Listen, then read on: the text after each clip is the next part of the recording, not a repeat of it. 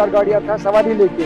उन्होंने फोन किया कि यहाँ एक्सीडेंट हुआ है, उन्होंने वहीं ड्रॉप किया, अपना सवारी वहीं छोड़ा और डेड बॉडी उठाना स्टार्ट किया। तो फोन किया मेरे को, मैंने सारा गाड़ी और एसएचओ को मैंने फोन किया, एसएचओ भी पहुंच गया, तो हम भी पहुंच गया, तो सारा गाड़ी लेकर वहां पहुंच गया। हम जितना जख्मी था तो हमने गाड़ियों में यहाँ पहलगाम पहुंचा दिया। डेड बॉडीज कितनी थी उसमें? 4 तो उधर ही अनसुपॉर्टेड डेथ हुआ, जो जहाँ से हमने ऊपर से चढ़ाया ऊपर, 4 तो वहीं डेथ था। बाकी हमें पता नहीं, जो हॉस्पिटल पहुंच गया उसके बाद उनका पता है कि कौन, मतलब जख्मी सारा था, तो 4 उधर ही डेथ हुआ है। ये जो हॉस्पिटल पहलगाम में बन रहा है उसको हम पिछले साल से भी बोलते आए हैं कि इसको थोड़ा जल्दी करो, क्योंकि यहाँ बड़े हॉस्पिटल यही है, यहाँ यात्री है, टूरिज्म है, इतना फोर्स है, तो हॉस्पिटल होना चाहिए।